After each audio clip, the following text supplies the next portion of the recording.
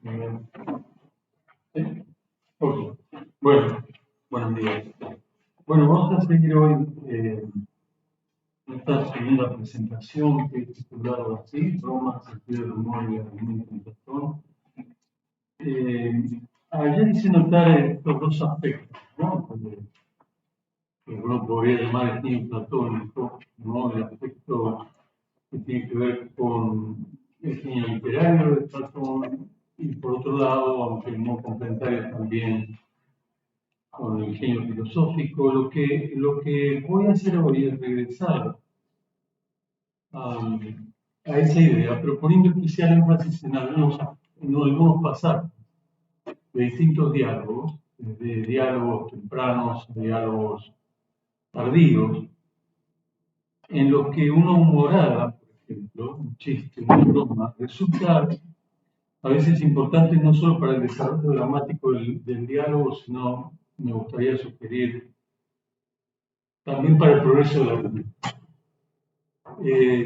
Yo tengo preparado un texto larguísimo que no voy a leer completo, ni voy a hacer completo, voy a hacer un poco como ayer, pero quizá la primera parte de la reunión de hoy va a ser un poco más larga que la de ayer, pero bueno, voy a tratar de no pasarme demasiado de la hora 10 o hora 15, ojalá puedan resistir. Si ustedes ven que ya no me levantan la mano, me dicen y cortamos, ¿no? Pasamos a la parte de la conversación. Quiero sugerir además en esta presentación de esta mañana que Platón, mayormente a través del personaje Sócrates o del vocero Sócrates, con cierta frecuencia propone tesis ridículas de un modo, tesis radicales en realidad, de un modo que parecen ridículas o absurdas o risibles para sus eventuales interlocutores, finalmente, ¿no? Pero que detrás de la manera humorística de presentar un problema, o del absurdo de presentar un problema, hay algo muy serio a veces que se propone debatir. Estas no son cosas que se puedan afirmar de manera absoluta, ¿no? Hay pasajes de textos donde esto es relativamente claro y otros en los que no, desde luego, no es tan claro. Pero sí creo que es relativamente evidente que a veces hay una intención manifiesta por parte de Platón de hacer que sus tesis se vean ridículas o risibles, o incluso a veces de exagerar de manera extrema un detalle humorístico asociado a una posición que algún personaje quiere defender, de manera tal de despertar la atención de sus potenciales lectores y en el contexto del diálogo de los interlocutores que con cierta frecuencia al comienzo de la conversación suelen no entender muy bien qué es aquello acerca de lo cual está hablando, por ejemplo, el personaje Sócrates. La expresión Sócrates, no entiendo lo que dice, es algo bastante frecuente en distintos diálogos de Platón. Ah, para que lo que estoy sugiriendo sea aún más claro, uno podría recordar a modo de ejemplo este pasaje del Fedón de Platón, para empezar a ejemplificar lo que quiero decir a través de pasajes puntuales. Aquí, como ustedes saben, Platón distingue la noción de causa como aquello sin lo cual no, en el sentido de causa como condición necesaria, por un lado, y por otro lado, lo que es causa, dice Platón, en sentido estricto, lo que realmente es causa. Esa es más o menos la expresión que usa Platón. Y ahí la crítica del personaje Sócrates a las explicaciones mecanicistas, ancladas únicamente en cosas, en entidades físicas, reside en el hecho de que tales explicaciones descuidan, dice Platón a través del personaje Sócrates, las verdaderas causas, siendo tales causas cosas inmateriales, las verdaderas causas, según Platón. Dado que los atenienses creyeron que lo mejor era condenar a Sócrates, es decir, que permaneciera en prisión y que fuera ejecutado, también Sócrates creyó que ese era el caso, que eso era así, digamos. Lo que claramente a mi juicio quiere mostrar aquí Platón es que Sócrates no está en prisión, sentado en su cama o caminando por su celda porque tiene huesos, nervios o músculos, como parafrasea el problema el propio Platón, sino porque cree que lo mejor es estar ahí y respetar su sentencia luego del juicio. Como ustedes saben, la creencia, la opinión o el pensamiento es una entidad psicológica y por ende algo inmaterial en el mapa ontológico de Platón. Pero en medio de este refinado argumento y del dramatismo propio de los últimos momentos de la vida de Sócrates, esto está casi al final del diálogo, Sócrates no tiene mejor idea que gastar una broma respecto de su situación y decir que si fuera por sus tendones y huesos, ellos ya estarían en Megara o en Beocia, movidos por su propia creencia y juicio de lo que es mejor. Bueno, esto es un chiste, ¿no? O sea, es un chiste que por ahí a uno le hace mucha gracia, lo lee rápido y por primera vez. Ahí corro un poco el texto para que vean lo que acabo de parafrasear. Ahí está el chiste. Por el perro, si nuevamente fuera por estos tendones y estos huesos, ya andarían, creo yo, por Megara o Beocia, llevados por su propio juicio acerca de lo mejor. Es decir, si dependiera de su propio cuerpo, este ya habría considerado que lo mejor era huir de la cárcel y ya se encontraría muy lejos de Atenas, de modo de no ser destruido, ejecutado. Como es obvio, Platón no cree que sus tendones o sus huesos sean capaces de juzgar qué es lo mejor para ellos. Esas son capacidades propias del alma, no del cuerpo. El pasaje también puede ser muy interesante para advertir la manera en la que el propio Platón a veces usa el humor como una especie de catalizador en un momento de cierta tensión emocional. Son los últimos momentos de la vida de Sócrates. Y además lo que puede ser a veces más dramático es que pone en boca del propio Sócrates, que es el que está a punto de ser ejecutado, este tipo de chiste. Lo que voy a hacer a continuación, y esto se lo ponía ahí como un ejemplo rápido, de una broma que, en fin, en el contexto a veces me parece que no se percibe muy bien este cambio de tono en lo que está diciendo, ¿no? Porque primero está generando este argumento portentoso en su debate con las teorías fisicalistas de la época o anteriores a él, en fin, Platón, discutiendo nada menos que el problema de la causalidad. Y de golpe aparece esta chance, ¿no? Esta broma.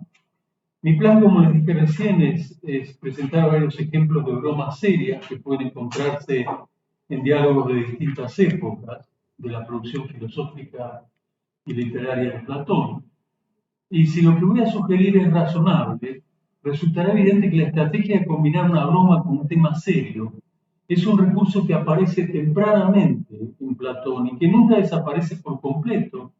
Probablemente, creo, porque es un modo de debatir una cuestión en un tono amigable entre personas que no están compitiendo por ganar la discusión, sino que están interesadas en dar con la verdad en un clima distendido, relativamente distendido, ¿no? En el que los interlocutores no se ven en la necesidad de demostrar sus competencias o habilidades cognitivas, en el sentido de convertir la discusión, el debate dialógico, en una especie de campo de batalla verbal. Y de modo además de recibir eventualmente la adulación del auditorio silente, ¿no? Que a veces acompaña, como mencionamos ayer, este tipo de conversaciones, y que con cierta frecuencia asiste a los intercambios dialécticos, ¿no? Platón muchas veces se ocupa, ¿no? A veces son frases muy breves, ¿no? De hacernos notar este tipo de situación, ¿no? Para que uno se imagine que no son solamente dos personas que están hablando debajo de un árbol, ¿no? Como parece ser aquí el caso del comienzo del Féretro. Es cierto que hay algunas bromas que pueden resultar un poco pesadas, especialmente para quien sirve de objeto de broma, ¿no? Pero con cierta frecuencia Platón se encarga de moderar el impacto de esas humoradas, digamos, de manera que la persona no quede irremediablemente herida y el debate dialógico pueda avanzar.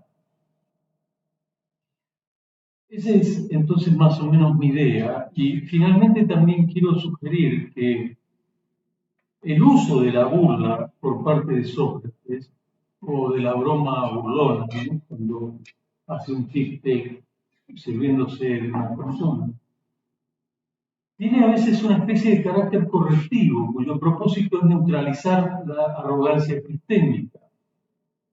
Esto es el creer arrogantemente que uno sabe lo que en realidad no sabe. Porque cuanto más presuntuoso es un interlocutor, más aguda suele ser, más aguda e hiriente suele ser, o puede ser, una broma o una burla. Déjenme pasar ahora al siguiente texto, que es este pasaje seguramente bien conocido por ustedes del simposio. En la mayor parte de los diálogos, Sócrates es el personaje principal. Bueno, muchos diálogos, ¿no? Muy importantes diálogos, Sócrates es el personaje principal. Es quien habitualmente hace las preguntas más difíciles y las repreguntas aún más agudas y complicadas. También es quien pone objeciones, las objeciones habitualmente más demoledoras a las respuestas que se dan a esas preguntas. Los detalles de la personalidad de Sócrates, hasta donde los podemos reconstruir a partir de los textos de Platón y eventualmente también a través de algunos textos de Xenofonte, puede ser un buen comienzo para lo que me propongo conversar esta mañana con ustedes. Desde la antigüedad fue proverbial la rareza o extravagancia socrática, la atopía, dice Platón con alguna frecuencia en estos diálogos. ¿No? Esta es la palabra.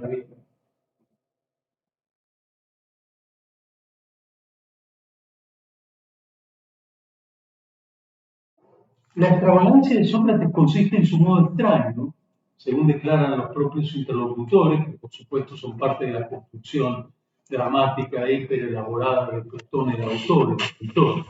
¿No? Consiste, digo, en su modo extraño, raro, absurdo, extravagante, incluso ridículo de plantear problemas, de poner objeciones, de replicar continuamente las respuestas que dan sus interlocutores, de poner además en duda, y este es un aspecto muy importante a mi juicio, de poner en duda las creencias habitualmente aceptadas como algo indudablemente cierto.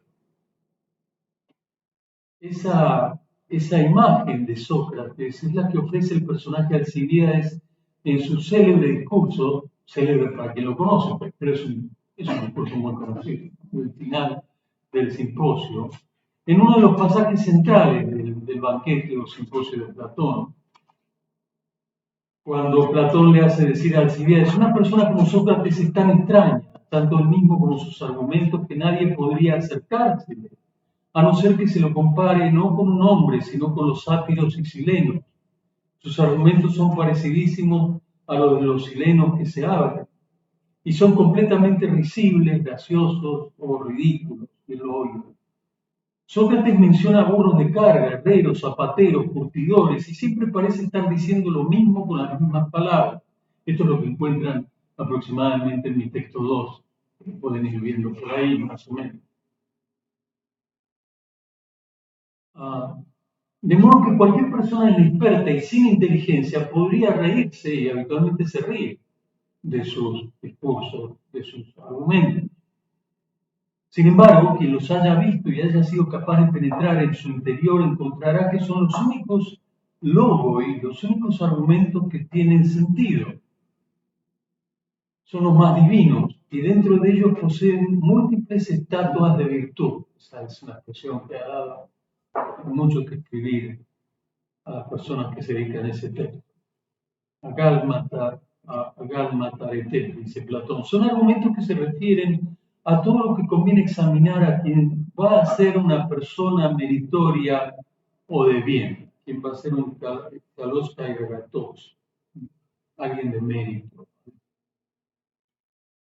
Uno naturalmente podría suponer que es natural pensar que personas sin entrenamiento filosófico encontraran ridículos o graciosos los argumentos de Sócrates, no solo los temas acerca de los que habla, ¿no?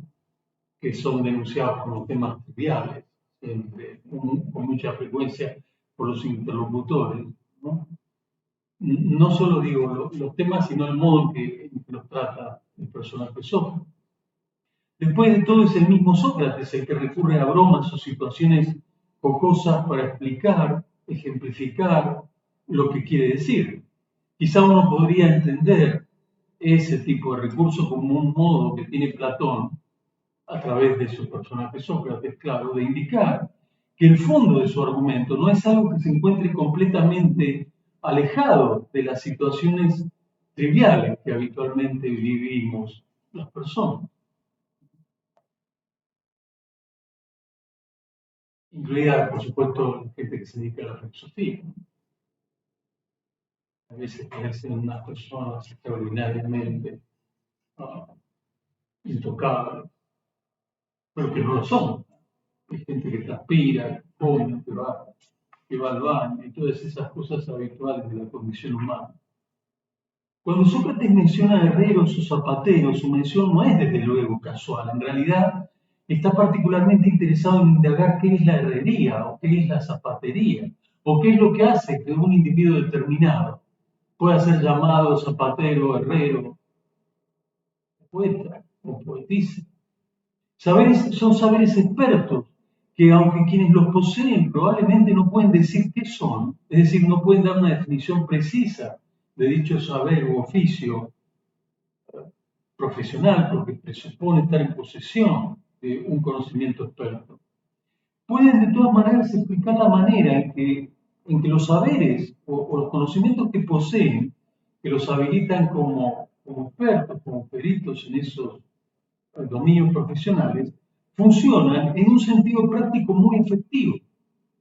Quiero decir, alguien que se dedica a la herrería no puede sino ser un buen herrero, de modo de ser capaz de producir objetos de buena calidad que tienen que ver con su arte o técnica. Lo mismo vale para cualquier otro artesano, los ejemplos que da Platón. Si esto es así, como recuerda el cuasi socrático diálogo de Teto en el conocido pasaje del episodio del distraído Tales, que preocupado por observar los astros, mueve un pozo y se cae, y una bella esclava tracia se ríe de Tales. ¿No recuerdan ustedes? Es objeto de burla de una sirvienta tracia, bonita y graciosa, dice Platón. Con sus referencias a la zapatería o la herrería, Sócrates no se está refiriendo a nada trivial, sino a lo que es propio de la actividad filosófica misma, a saber, indagar por la naturaleza de las cosas, y en este caso indagar por ciertas formas de saber que pueden ser reconocidas por cualquier persona, sin que esa persona se dedique profesionalmente a la filosofía. Lo que estoy sugiriéndoles a ustedes es que es algo bastante simple en realidad, que está en parte anunciado en los textos de Platón, incluidos estos pasajes del simposio de Platón, y es que cualquier persona, sin tener ningún tipo de competencia profesional, filosófica o de cualquier tipo, se da cuenta que alguien sabe que una persona que dice dedicarse a la zapatería o la orfebrería tiene las competencias necesarias para ser zapatero o orfebre, porque es capaz de producir productos de buena calidad relacionados con su arte. Y para eso no hay que ser una persona que se dedique profesionalmente a la filosofía o a otra disciplina científica. Eso es algo que cualquiera se da cuenta sin tener ningún tipo de entrenamiento filosófico profesional en un sentido determinado. Ahora, ¿cómo puede ser posible que personas que parecían poseer un cierto entrenamiento filosófico no comprendieran los ejemplos y los argumentos de Sócrates? Alguien como Alcibíades. Bueno, siempre se puede decir, bueno, ese es el juego perverso, cuasi diabólico de la construcción filosófico-literaria que hace Platón del personaje Alcibíades. Alcibíades, el agotado aristócrata y guerrero, que hablamos un poco ayer a propósito de una pregunta relacionada. El político incorregible que negocia con todos los bandos, el que está perdidamente enamorado de Sócrates, se propone mostrar que cuando uno se dispone a escuchar los argumentos de Sócrates, al comienzo se le presentan como extremadamente risibles, ridículos, graciosos, dice en Simposio 221E, línea 2. Las palabras y expresiones están revestidas como por una piel de sátiro insolente. El hecho de que Sócrates hable de cosas triviales hace que una persona inexperta y que carece de cierta penetración intelectual se ría de las explicaciones socráticas como si únicamente fuera una broma. Acá, como ustedes ven, hay de nuevo el juego por parte de Platón, ¿no? Por un lado, presenta Alcibiades desde un punto de vista un poco más ingenuo, pero después inmediatamente dice, no, cuidado, no es solamente algo de lo cual uno debería reírse. Pero el talentoso Alcibiades no podía sino advertir que Sócrates, detrás de ese velo de sátiro insolente, está diciendo algo importante y que aunque el modo de plantear los problemas es entre absurdo y risible, no podía reducirse a algo completamente absurdo o risible. Si uno se queda en el puro chiste inicial que muestra a Sócrates como un individuo ridículo que habla todo el tiempo de temas vulgares, seguramente no comprenderá lo que quiere decir. Como lectores de los diálogos de Platón, podemos advertir que Platón, el escritor, el autor, está todo el tiempo haciéndonos chistes serios a través de los personajes de sus diálogos. Es decir, bromas que esconden un fondo que debe tomarse en serio, porque si no se lo hace, sugiero, no se percibe la razón de la broma, ni por qué una chanza aparentemente inocente o completamente trivial en el contexto de una explicación puede ser tan útil en el contexto dramático, pero también filosófico, en el que se describe una conversación vívida entre personas que, a pesar de los chistes, están tratando de entender algo que no es tan sencillo de entender, por lo menos no a primera vista. Los ejemplos aparecen en diferentes diálogos y contextos. Voy a mi texto número 3. Este es un texto fascinante. Realmente yo he reproducido el pasaje de Protágoras, he reproducido solo unas líneas.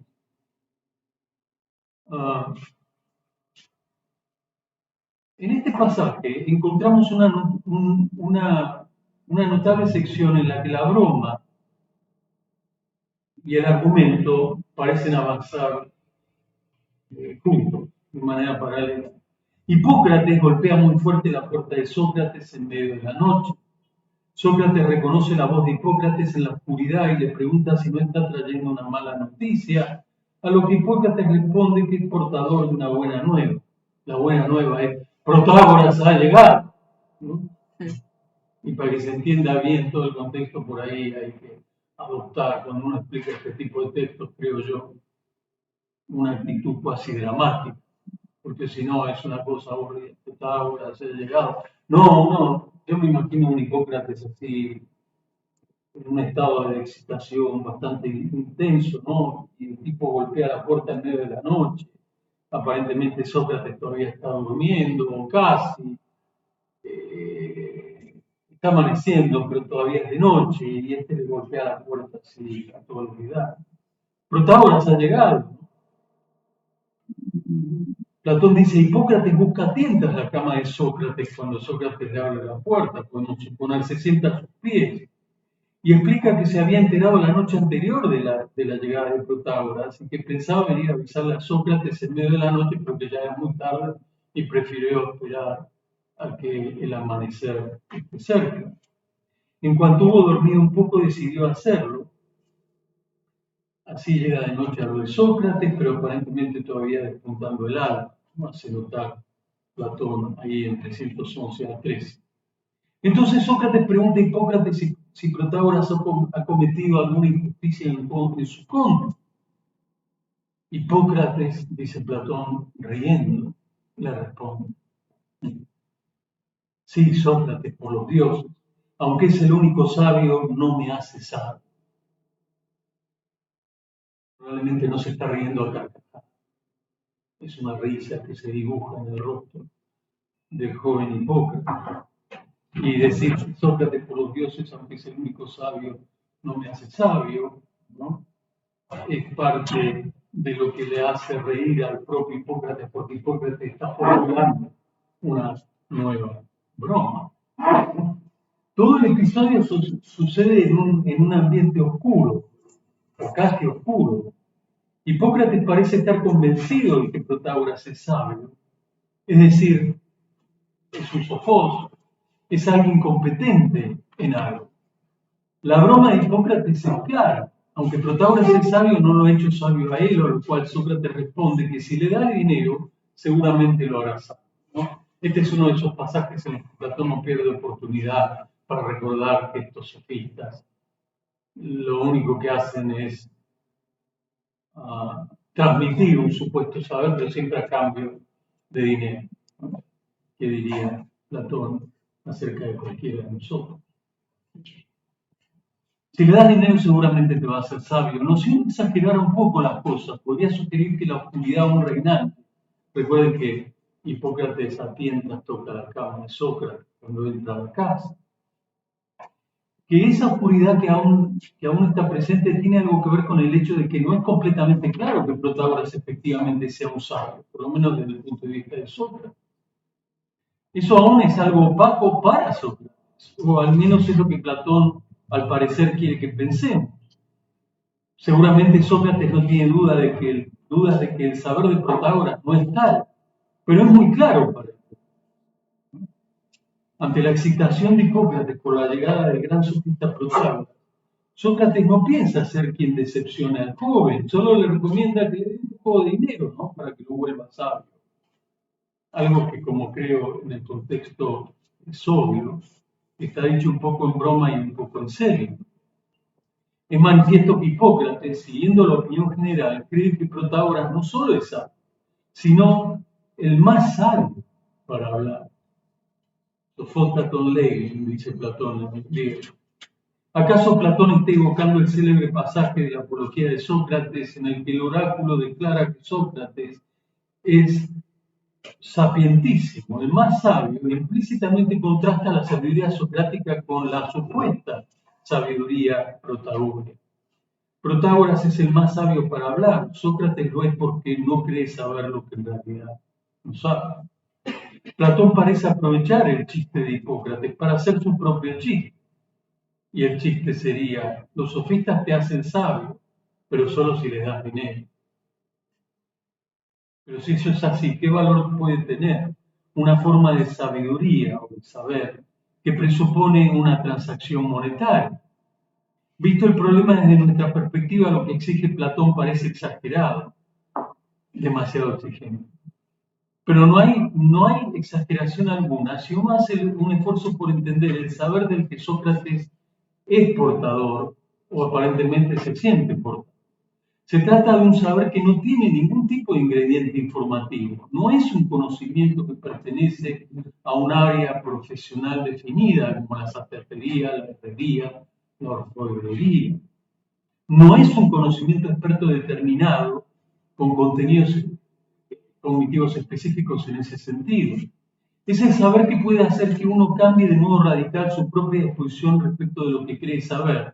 Pero claro, Platón parece pensar que ese saber no tiene precio. ¿Cómo podría un sofista darle a uno ese saber por dinero? El riesgo de entregarse a un sofista, creo, es, como explícitamente lo dice Platón, entregar su alma, es decir, entregar su persona. Someterse a las enseñanzas de alguien es someter la propia alma al cuidado de ese alguien, dice Platón en 312b, 8c, 1 del Protágoras. El problema es, claro está, ¿a quién se entrega uno mismo? ¿A quién entrega uno su alma? ¿Si a alguien bueno o a alguien malo? Ese es el dilema de Platón, que parece tan básico y elemental, pero probablemente es un poco más complicado de lo que parece. Sócrates exhorta al joven Hipócrates a no ir al encuentro del Protágoras y le dice, no, espérate, todavía es temprano. Y le propone salir al patio y pasar el tiempo allí dando vueltas, seguramente conversando hasta que haya un poco más de luz. Mientras pasean por el patio, Sócrates regresa al tema del dinero, que habría que pagar a Protágoras para que haga de uno un sabio. Noten ustedes que en un espacio de 10, 11 líneas menciona este tema 2 veces Platón, ¿no? Parece que no era tan trivial. Según Sócrates, lo hace para probar la fuerza de Hipócrates.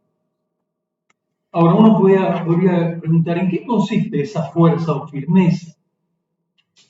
Platón no lo aclara de manera explícita, pero quizás se puede inferir a partir del argumento. Si uno le paga al Hipócrates de la escuela de Asclepio, dice Platón, lo hace para volverse médico. Si lo hace con Policleto o Fidias para convertirse en escultor, pero si uno le paga a Protágoras, ¿en qué se va a convertir? ¿Qué dará eso por resultado? Se convertirá, dice Platón, jugando de una manera nueva, casi diabólica, se convertirá en sofistes, es decir, en sabio. Si se entiende el término en el significado habitual que tenía la palabra. O en un sofista, es decir, en un contradictor que además es un engañador profesional. Si se entiende la palabra en el sentido peyorativo que ya desde el Protágoras Platón comienza a asignarle al término griego sofistes. Entonces, cuando ya está apareciendo la luz del día, Sócrates le pregunta a Hipócrates qué es lo que llegará a hacer si se acerca a Protágoras y le paga. Sócrates advierte que antes de responder, Hipócrates se ha ruborizado. Ya es de día entonces. O ya hay luz suficiente para que yo me dé cuenta, alguien se ruborizó. Se está haciendo la luz, en el sentido físico y quizá en otros sentidos también. En 312 A2 dice, Hipócrates se ha ruborizado. Ya ha salido el sol, es fácil ver el rostro del joven, pero ¿por qué se ha ruborizado Hipócrates?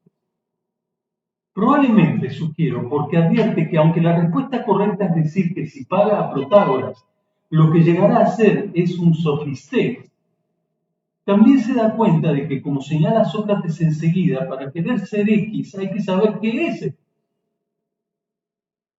Por eso cuando Sócrates le pregunta si no se avergonzaría de presentarse a sí mismo ante los griegos como un sofistés, Hipócrates responde, sí, Sócrates, por Zeus, si tengo que decir lo que pienso. Ahí aparece de nuevo una de las condiciones básicas del diálogo socrático. Cuando te preguntan algo, tienes que responder lo que realmente crees o piensas. Desde luego que Hipócrates debe decir lo que piensa, ¿no? Porque si así no fuera, no puede funcionar el diálogo.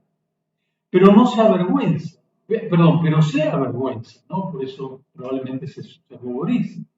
Tal vez porque ya imagina el argumento de Sócrates, comprende que no tiene la respuesta precisa a la pregunta, ¿qué es un sofisté? Es difícil responder a esa pregunta. Pero a la vez entiende que debe ser capaz de responderla correctamente para querer llegar a ser un sofisté. Si así no fuera, ¿por qué habría de querer ser un sofisté? La respuesta más directa y sencilla a esta pregunta es decir que Hipócrates simplemente desea ser un sofistés, porque todos elogian a Protágoras y afirman que es el más sabio para hablar. Pero Hipócrates se atreve a responder a la pregunta ¿qué es un sofistés? Aunque Sócrates declara que se asombraría si Hipócrates supiera lo que es un sofistés, un sofista, un sabio. Ante la prescripción, dime qué piensas que es un sofista, y Hipócrates responde, yo, como su nombre lo indica, como su nombre lo dice, pienso que es el que conoce cosas sabias. Una caracterización que encontramos también en otros diálogos. Como es obvio, Platón, a través de su personaje Hipócrates, vuelve a recordar que sofista significa sabio en su uso original. Aunque en su resignificación del término se tratará de un sabio aparente, como lo llaman el Fedro, los sofistas, Platón. Es decir, de alguien que en sentido estricto no es sabio, lo que es peor, que se hace pasar por sabio, que simula, que finge ser sabio. Como se ve en lo que sigue del diálogo, esa no es una buena definición de sofista, ya que es demasiado amplia y puede aplicarse a otros muchos supuestos sabios o personas que están en posesión de competencias cognitivas determinadas. Uno podría decir esto acerca de pintores, carpinteros, etc. Omito acá otros detalles del argumento. Si me interese puede leer la página y media que sigue abundando en algunos detalles, siempre muy sutiles de este tipo.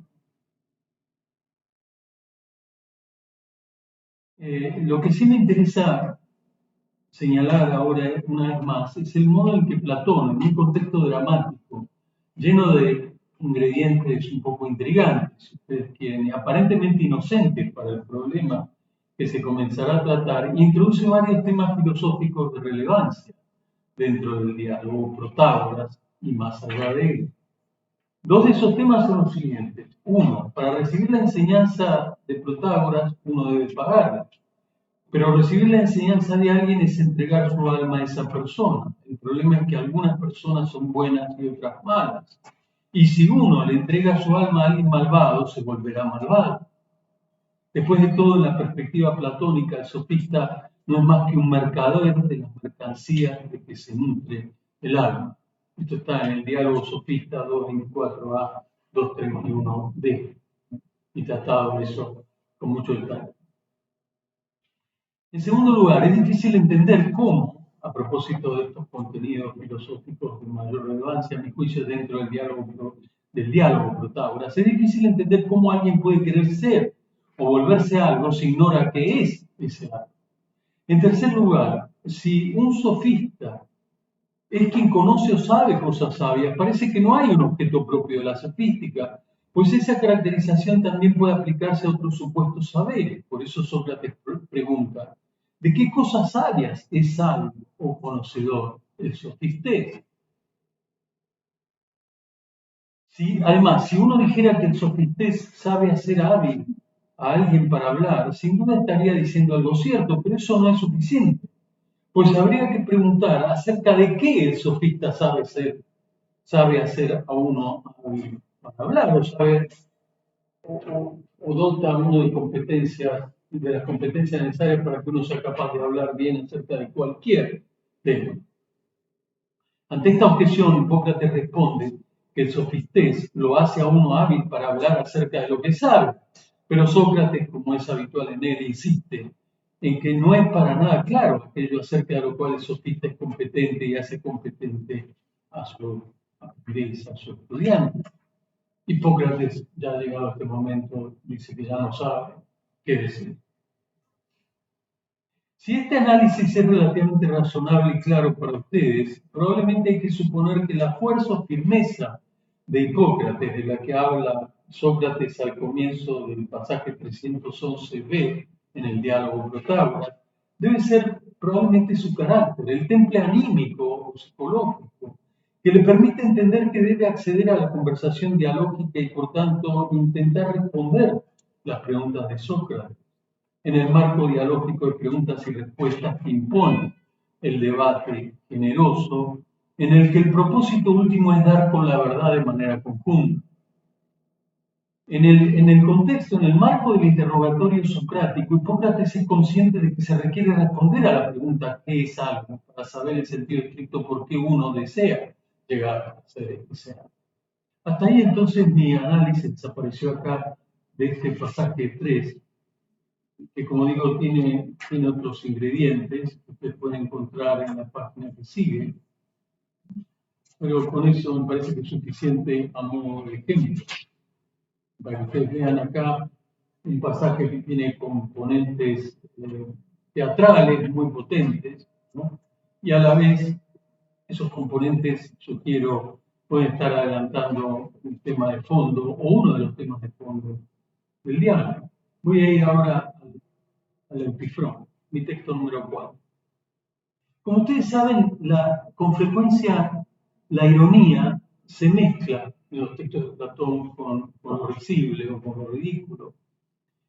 En el Euthyfrón, muy probablemente, según piensa mucha gente, un texto del periodo inicial de la producción literaria y filosófica de Platón, Sócrates se refiere a su acusador, o uno de sus acusadores, el joven político Meleto, como alguien que comienza su carrera política como se debe.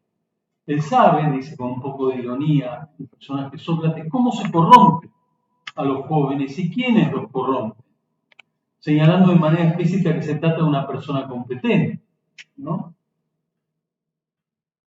Competente en el sentido que tiene las competencias cognitivas necesarias para ser un buen conductor. Pero desde luego es sensato preocuparse de que los jóvenes sean lo mejor posible, porque si uno parte de tan buenas premisas, parece de nuevo sugerir Platón con bastante ironía, no puede sino causar los mayores bienes a la ciudad. Si uno fuera parte del habitual público silente de las conversaciones a las que asistimos en los diálogos platónicos, probablemente se le dibujaría una sonrisa en su rostro. Para quien conoce a Sócrates es claro que éste no solo no cree que Meleto esté genuinamente preocupado por los jóvenes, sino también que no está en posesión de saber alguno. Ese irónico comentario de Sócrates, un comentario que dice que Meleto comienza su carrera política como se debe, sabe cómo se corrompe a los jóvenes, etc., tiene que haber hecho reír a un testigo de esa conversación, pero además ese efecto es útil para potenciar, creo, la idea de que para hacer una carrera política, en el sentido preciso en que Platón cree que debe hacerse, el político debe estar genuinamente preocupado por las personas. En particular le interesa a Platón las personas jóvenes, ¿no?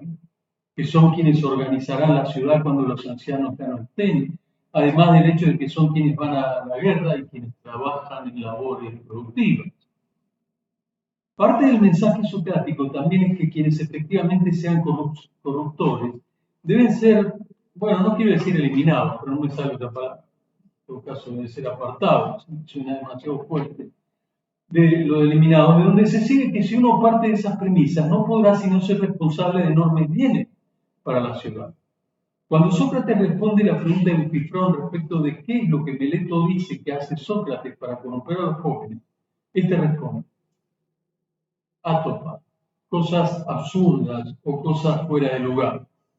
Esta respuesta naturalmente confirma que todo lo que es propio, que todo lo que el propio Sócrates advirtió antes era irónico y que probablemente tenía como propósito mostrar a través de un efecto jocoso, digamos. Efecto que en quien conoce el modo en el que Sócrates habitualmente procede muestra lo pretencioso del juicio de Meleto. Eso se produce por la enormidad, digamos, de la infundada acusación. Puede ser interesante también señalar aquí el hecho de que las cosas absurdas o fuera de lugar, las átopas, que Meleto atribuye a Sócrates, no tienen mucho que ver con la atopía, con la rareza o extravagancia socrática, cuyo propósito principal es poner en dudas las creencias habitualmente aceptadas como algo indudablemente cierto. A través de Eutifrón, del personaje Eutifrón, Platón explica cuál ha sido el verdadero objetivo de Meleto. Ese objetivo ha sido, piensa Platón, desacreditar a Sócrates, pero sabiendo que cosas del tipo que atribuye a Sócrates son objeto de descrédito ante la gente, ¿no? Son formas de calumnia. Lo que Platón quiere sugerir entonces es que Meleto es consciente de que lo que está diciendo respecto de Sócrates es falso, lo cual a su vez sugiere que el propósito del joven político es manipular la opinión pública. Por eso Meleto evita la posibilidad de tener una conversación con Sócrates en el marco de una investigación compartida por llegar a la verdad. La manera más directa de apartar a Sócrates de la arena política es difamarlo, calumniarlo, no debatir dialógicamente con él. Un escenario, este último, el debate, en el que Meleto no podría tener buenas posibilidades de prevalecer. El Tifrón también recuerda que cuando habla en la asamblea acerca de las cosas divinas, cosas acerca de las cuales debería tener algún conocimiento y poder interpretar correctamente dada su condición de adivino, y anuncia lo que va a ocurrir, se ríen de él como si estuviera loco, dice Eutifrón. Eutifrón es un sacerdote. Probablemente lo que mueve a risa al auditorio de Eutifrón en la asamblea no es el hecho de que éste hable de cosas divinas, sino que diga con anticipación lo que va a suceder. Está puesto en duda son las dotes adivinatorias o proféticas, ¿no?, del sacerdote Eutifrón. Bueno, he visto eso en vista de la realidad, voy pasando varias páginas muy rápido, para la tranquilidad de ustedes. Entonces, quiero ir al texto número 5. Es un pasaje tomado del Menor.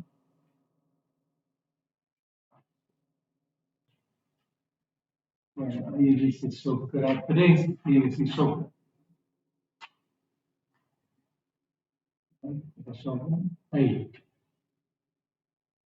El menor también, bueno, hay toda una discusión, ¿no? Hay gente que quiere poner el menor un poco más adelante, otra gente que piensa que el menor todavía está dentro de los diálogos más o menos tempranos. Platón, da igual, es un diálogo muy, muy potente, el menor. Aquí en el menor querría detenerme muy brevemente también en otro uso de la broma, ¿no? El juego, la burla o la ironía para mostrar una dificultad en un argumento o en una respuesta a una pregunta relevante en el contexto de la argumentación. En un pasaje de la discusión que se centra en la respuesta a la pregunta ¿qué es la virtud? Sócrates sugiere que Menón parece estar burlándose de él o más precisamente jugando, ¿no? En el 79 a 7 del Menón, Platón le hace decir a Sócrates, Paises pros me, eh, juegas conmigo, haces niñerías conmigo. Al dividir o fragmentar la virtud en su intento por responder qué es la virtud. ¿No se acuerdan que el Menón es interrogado, bueno, qué es la virtud? No responde rápidamente, sí, ningún problema, si quieres te puedo decir cuál es la virtud de la mujer, la del varón, la del viejo, la del joven, etc. Menón se estaría burlando de Sócrates o jugando con él, pues su definición es circular. Se había convenido en que la justicia y la moderación son partes de la virtud, pero Sócrates le había pedido a Menón que no partiera, ni hiciera pedazos la virtud, la ADT, como dice Platón. No obstante, Menón responde que la virtud es ser capaz de procurarse los bienes con justicia, pero esta es una parte de la virtud, no la virtud. De donde Sócrates infiere que la virtud es hacer lo que uno hace con una parte de la virtud, pero aunque a Menón se le había pedido que hablara de la virtud como un todo, él afirma que toda acción es virtud siempre que se lleve a cabo con una parte de la virtud, como si ya hubiese explicado qué es la virtud como una totalidad. Siendo esto así, Sócrates cree que debe volver a formularle a Menón la pregunta desde el comienzo: ¿qué es la virtud?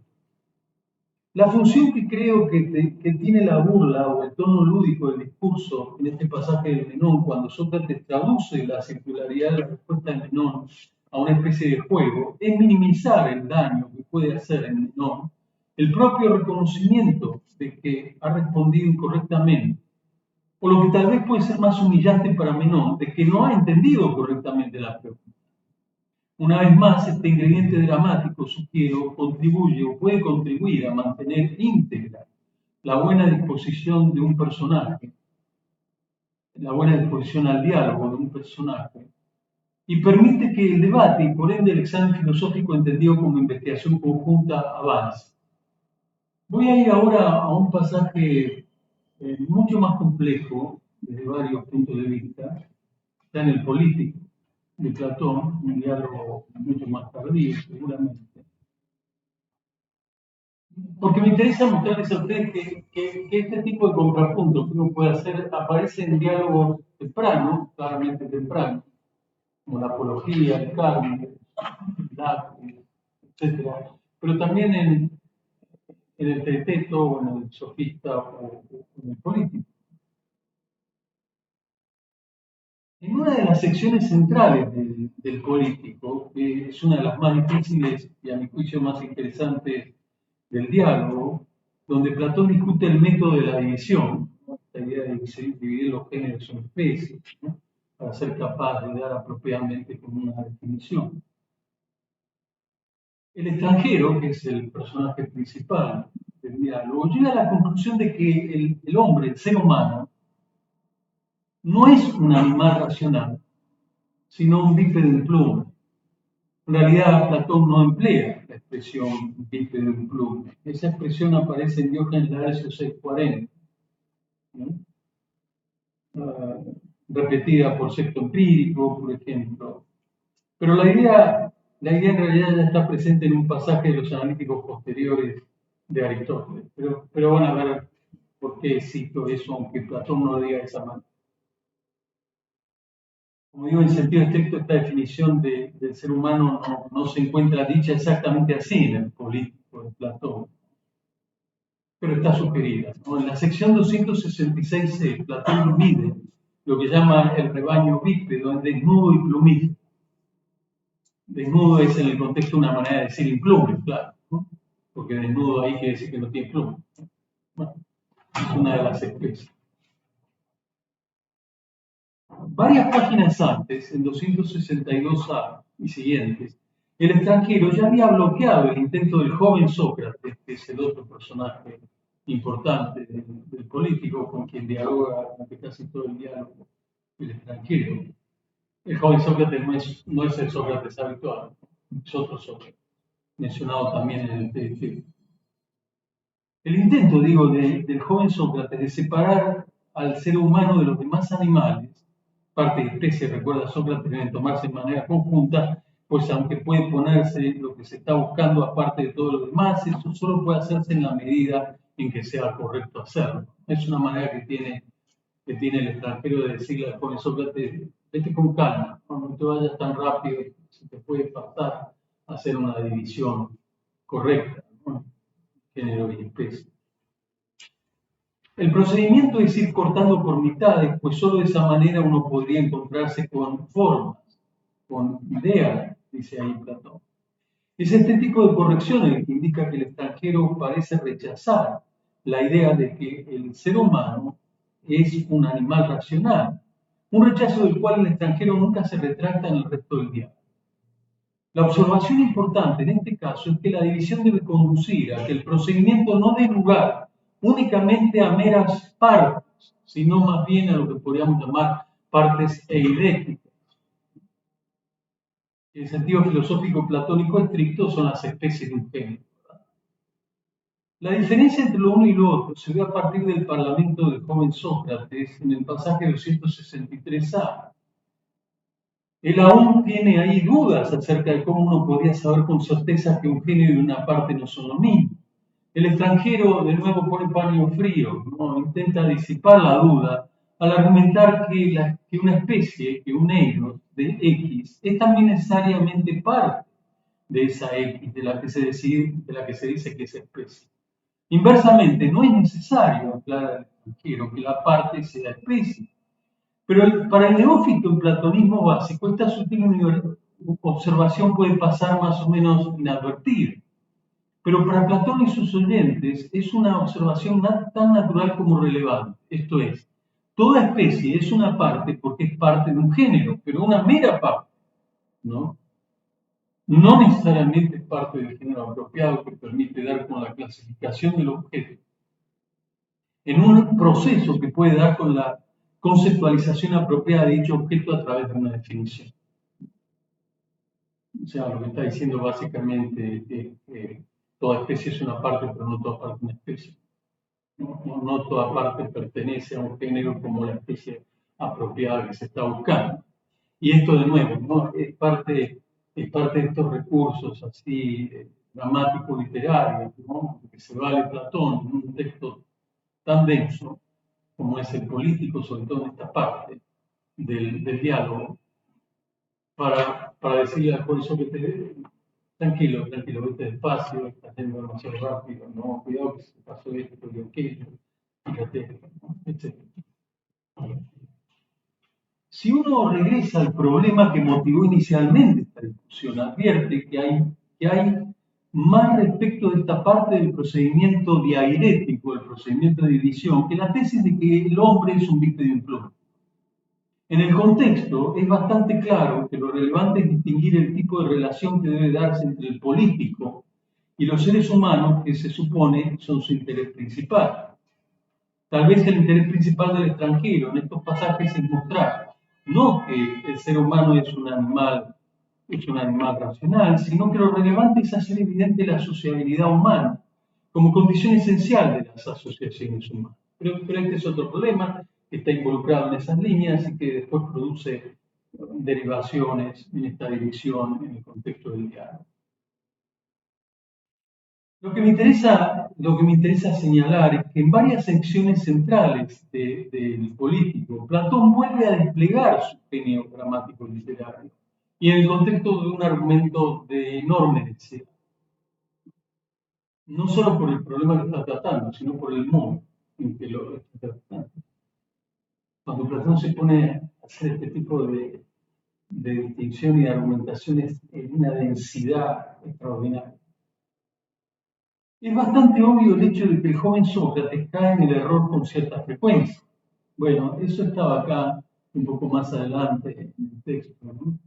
Si ustedes lo tienen impreso, le pueden dar un vistazo en el contexto y eventualmente pueden ver la página que está arriba y la que sigue, ¿no? Para armar de un modo más coherente toda la presentación que hace Platón. Cae en el error con cierta frecuencia, se apresura.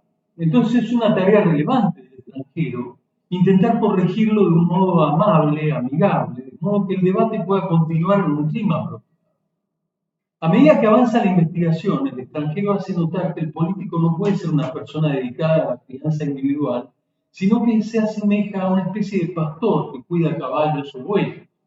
Acá viene el chiste. Es un chiste que en general no hace mucha gracia cuando uno lee por primera vez.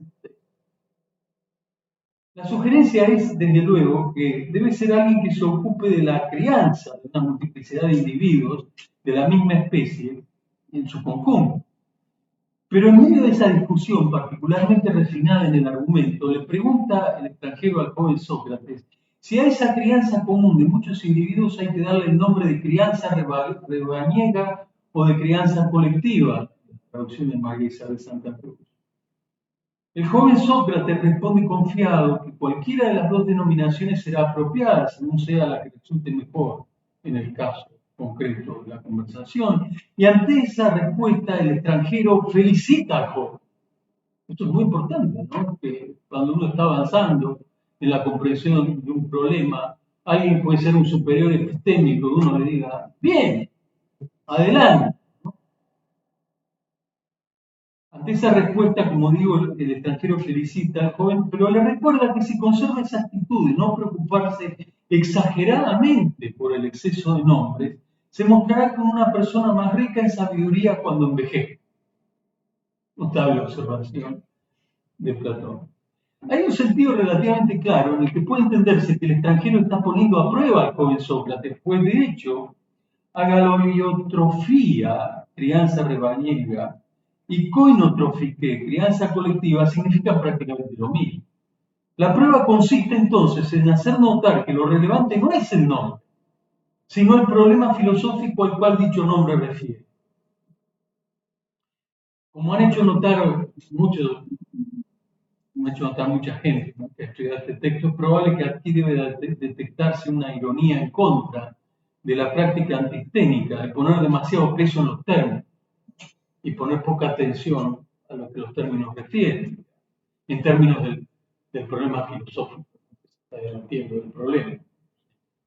Pero el pasaje puede leerse en el sentido indicado, según el cual el extranjero que guía el debate pone a prueba al joven Sócrates y además le da ánimo para seguir adelante. El detalle dramático, creo, es de nuevo relevante en un contexto de discusión técnico bastante refinado. Pero ahora viene la parte más pesada del pasaje del político.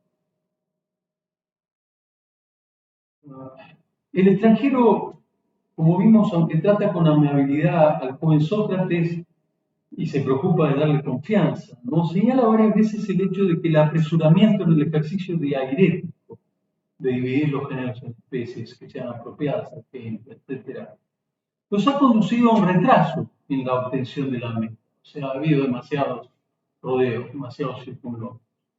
No deja de ser interesante señalar, en mi juicio, que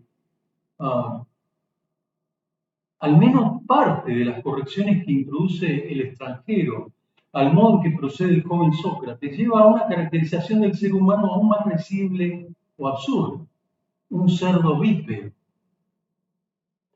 En medio del esfuerzo conjunto por dar el modo más apropiado con el político, el extranjero propone servirse del criterio propio de la geometría, ya que tanto Teeteto como el joven Sócrates se dedican a la geometría. Como si dijera, bueno, ustedes se dedican a esto, ¿no? Entonces vamos a armar un argumento sobre la base de lo que se supone que ustedes tienen una cierta pericia cognitiva. Y aclara Platón, el de la diagonal, y el de la diagonal de la diagonal. La naturaleza del género humano, en lo que se refiere a su desplazamiento, tiene el mismo carácter que el de la diagonal, que es una potencia de 2 pies. Y la naturaleza del género clase restante es a su vez, en cuanto a su potencia, la diagonal de nuestra potencia, si es que por naturaleza está dotado de 2 veces 2 pies, porque le va a dar la segunda potencia. La diagonal es una potencia de 2 pies porque es la diagonal de un cuadrado con sus lados de un pie de largo y su propia longitud debe ser la raíz cuadrada de la suma de los cuadrados en 2 lados. Ahora, en medio de esta complejísima explicación para mostrar que el ser humano puede entenderse como un bípedo influjo, peor aún como un cerdo, Platón hace un chiste imperceptible en cualquier traducción, incluso en las mejores traducciones, pero es un chiste de todas maneras. Pus, en griego pie, y dynamis, potencia, puede entenderse de dos maneras. En sentido matemático, cuando se dice que algo es de un pie de diámetro o que el número está elevado a la potencia, o en su sentido físico. El extranjero da una clave de que uno puede tomarse esto en broma, pues dice que ha sucedido otra cosa entre las que son flexibles, y es que el género humano parece identificarse con el ser. Si esto último es una broma, que en algún sentido pretende contribuir al argumento, hay que reconocer que se trata de una broma que supone un árbol de trabajo de comprensión, porque hay que entender todo el argumento geométrico, matemático que lo precede. Pero el aspecto central del chiste es probablemente que la naturaleza humana, si efectivamente es como la raíz cuadrada de 2, que es un número irracional, es inconmensurable con la naturaleza de los cerdos, que es como la raíz cuadrada de 4, un número racional. Es solo el procedimiento matemático de cuadrar esas naturalezas, mirando la naturaleza de los seres humanos y de los cerdos, por el número de sus patas, lo que hace que los seres humanos y los cerdos sean conmensurables. Esto es un disparate, ¿no? Pero es parte del chiste. Un tipo de animal tiene 2 patas, los otros 4, o el doble del número de patas que el primero. Y eso es así porque nuestra naturaleza, afirma Platón a través del extranjero, en lo que se refiere a su desplazamiento, en cierto modo no es diferente de la diagonal, que es una potencia de 2 pies. Esto no es muy gracioso en principio, pero esto es un chiste. De este modo, y para que la broma surta algún efecto, la matemática, en este caso, o la geometría, produce así una especie de ilusión. Los seres humanos y los cerdos se vuelven comparables, y al político se le da el mismo rango que al porqué. Esto no deja de ser otro misil a la línea de flotación de los políticos de la época, de la política formal de la época de Platón. Aunque los seres humanos y los cerdos no son en su naturaleza comparables, puesto que los seres humanos son seres racionales y los cerdos no lo son. Recuerden ustedes, sin embargo, que Platón ya había comparado a los seres humanos con cerdos en la República, cuando Glaucón se quejaba de que la ciudad sana, de la que estaba hablando Sócrates, era una ciudad de cerdos, en el 372 DE de la República. Una ciudad que aparentemente no necesitaba de un político, de un verdadero estadista, diríamos nosotros. La otra consecuencia risible o graciosa de las divisiones, y para complicar aún más la comparación del cerdo con el ser humano, es que el género humano ha llegado a compartir el campo y la carrera con la más noble y a la vez más fácil de las cosas existentes. Seguramente hay muchas maneras de ver este nuevo resultado jocoso, pero uno podría suponer que la idea es que para que las personas sean como cerdos deben encontrarse en una situación que sea más noble y a la vez más fácil que su situación actual. Es decir, una situación en la que la vida humana sea capaz de conformarse y de encontrar cierta naturalidad en la vida simple y frugal. Bueno, yo tengo varias cosas más. Estoy ya en 1:06.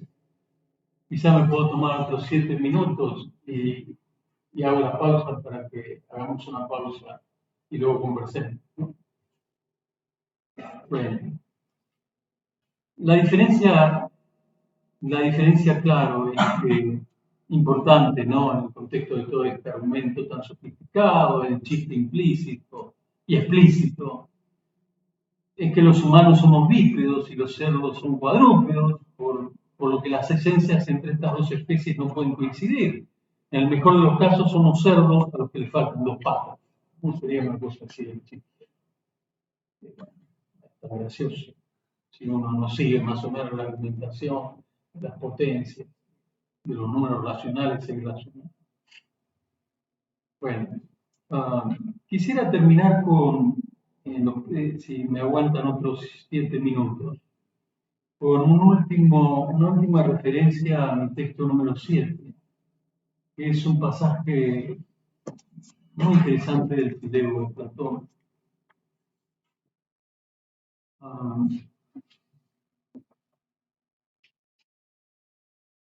El argumento central en esta sección del Fileo, esto está casi al comienzo del diálogo.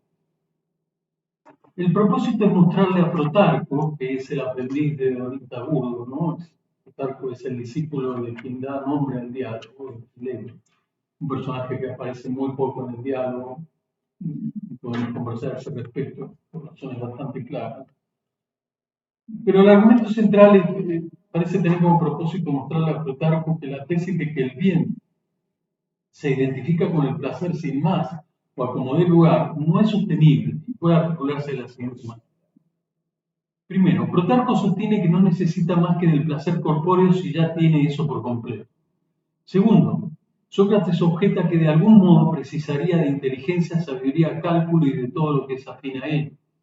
Tercero, Plutarco se niega a admitir esto, ya que sostiene, podría tenerlo todo si disfruto de goce y de placer.